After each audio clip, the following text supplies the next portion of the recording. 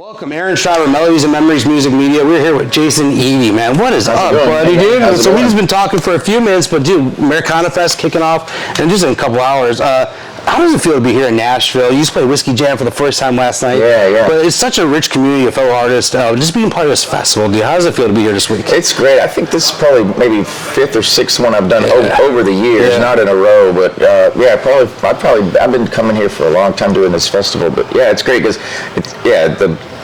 and you get to see all the people. Yeah. You know, everybody's coming in. It's a busy week. The schedules are crazy, but it's cool to be able to see the showcase. So you're playing tonight at the Canary, I think it is. Yeah. So your showcase. When you're doing a showcase, man, do you do anything differently with that? Do you what a normal show? Do you think? No. It's shorter. Yeah. That's the only difference. But no, I try to do the same thing. I think that's the idea, just to kind of show. It is cool because it's a shorter set. So you get to kind of pick the highlights. And so you get to kind of go in and just take what's working on the road and put it in that's cool, man. So you've been out in Texas for about 20 years. I was kind of showing you my arm a little bit, but originally from Jackson, Mississippi, dude. There's a rich history down there, but how has out being in Texas and Mississippi influenced your music and your songwriting?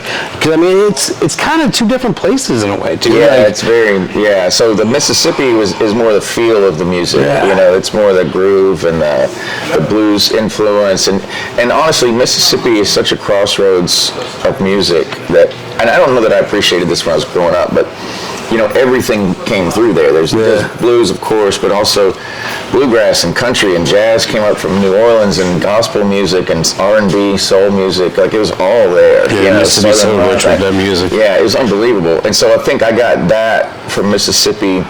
And then the Texas, it's the songwriter thing. You know, I mean, they just really embrace the songwriter in Texas. Dude, I always said for years, if Nashville didn't watch out, and Austin's going to take over for them, because I feel like what's going on in Austin and around the Texas community is just so huge right now. It's amazing. So they're really supportive there. I mean, traveling the country, I don't see it anywhere else. You know, there's a community.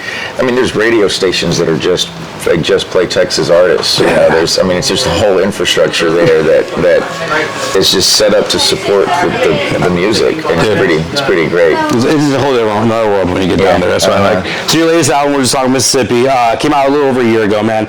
Reflecting on the reception of the album, what has surprised you or touched you the most about how fans have connected with it? Or just things that you've heard back? Like, I know I just kind of mentioned Mile Over 45 was one of my favorites. Just, dude, how has that the last year, just now that the album's out in the hands of fans, how is it? It's been great watching it. I know people. At first, the feedback was a little. Well, it's not a songwriter record. All my others have been. You know, I mean, this one is not about the lyrics. It's about, except for Mile Over 45, that one is. But the other ones, it's definitely more about the feel. You know. But I didn't try to get too deep with it. You know, I wanted it to feel good. You want a fun, feel good album. And I think that's what's connected. I think it's just something you can put on and it feels. I mean, it has a perfect name on it, so I love the logo too. I see that. But it's awesome, man. So you're currently out on the Roots Uncovered fall tour. We talked a little bit. You come to Vivarium in Milwaukee, I think October 20th or so. So if you haven't got your tickets, make sure you do. But how has this tour been different from your other ones? Do you try to change some things up at times, like set list or how you do things? Well, I always try to make every tour a little different. I don't want to just, because I tour constantly. You know, I go every year. I try to circle the country every year, and so whenever I go back somewhere, I don't want to do the last thing that I did. You know, so. So this one, what I'm doing different is I'm putting covers back in the show, which I haven't done covers in years and years. You know.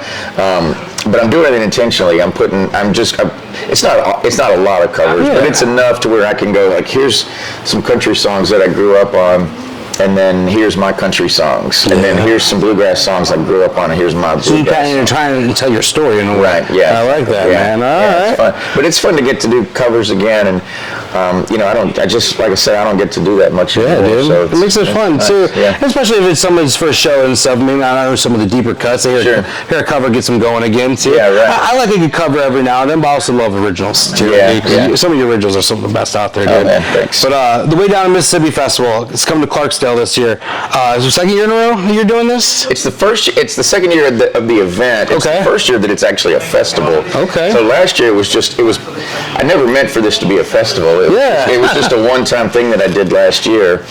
and the response was so great that the day we were leaving, everybody said, you know, when are we doing this again next year? Dude. And everybody kind of signed up on the spot, and so the cabin part of it, which is all it was last year, like that sold out before I even put the tickets on sale. It was just from people that came last year, you know, coming back, and so we're making it bigger. I'm selling a lot more tickets this year, and got the lineup, but this year it's an actual festival. That was you got Gabe Lee, Adam Hood, Taylor Huntington was on, Silverado, Band of Heathens, Courtney Patton, Kelly McWee. Well, you know Courtney Patton real well. Okay, that's what I figured. You guys don't know that's his better half. I always say better half. My better half's running the camera too, so because it keeps us grounded, right? That's always what it does. But you'll be back here in Nashville playing the Grand Ole Opry in November.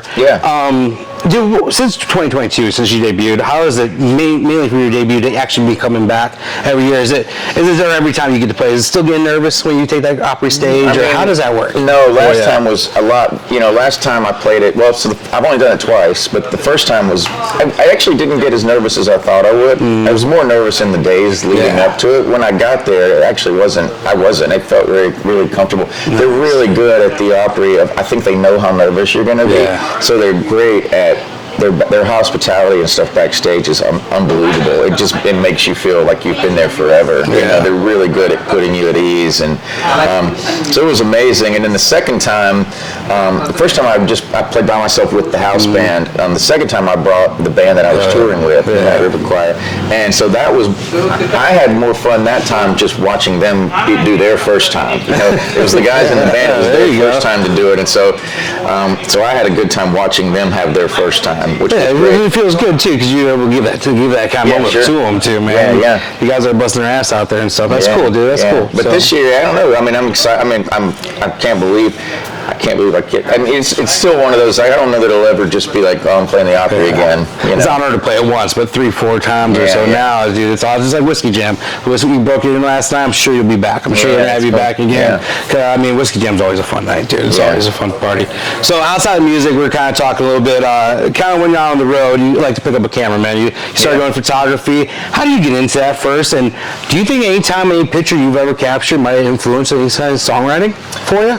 Yeah, I think it does. I got into it just because I just wanted a hobby on the road. You know, I mean, I'm just on the road so much, and music for a long time was a hobby, and then it became the job, and then and of course I don't mean it like that. I mean, I love playing music. That's what I love to do. But I needed something that wasn't music, you know, something that kind of take my mind off the things, and I just travel so much, and I needed something I could do on the road. And that's something I didn't need to be home for. You know, I kind of got into woodworking for a while, but you got to be in the. You can't take that on the road, really. It's hard to take that on a bus.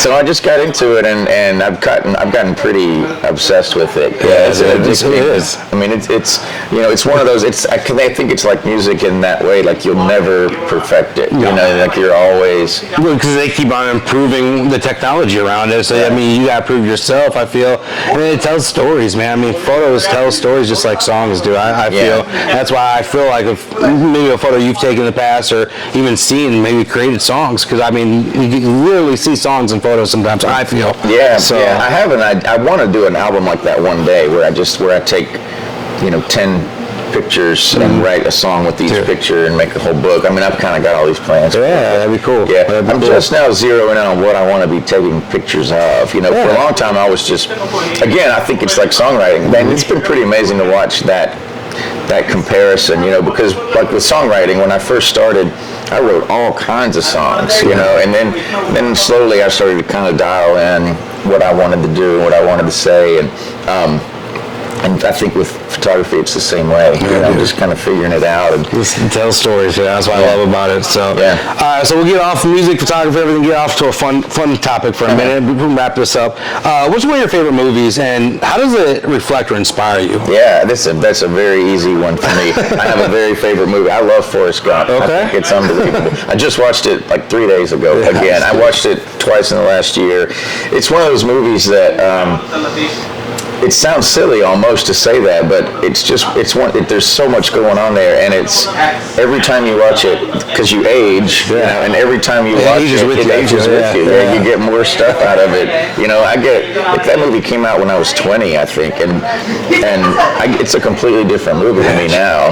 To all these years later, like that's what's amazing, and I think that parallels songwriting completely. It's just such a well-written movie. It is, and I think hopefully that happens with songs. Hopefully you write a song that ages with people. And I have songs like that too that they hit me one way when I was younger, and now they hit me a completely different way. It's cool because you're gonna be here long after we are. The movies, the songs, our photos, that stuff's gonna be here long after we are, and it's gonna tell our stories in a way too. Exactly, so that's why it's cool though.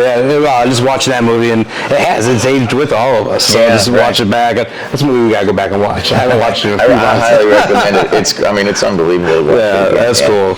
Well, guys, Jason Eady, thanks again for spending some time with us. Thanks. Milwaukee, October 20th, Americana Fest tonight, and here in Nashville, Canary Showcase. Can't wait to check them out.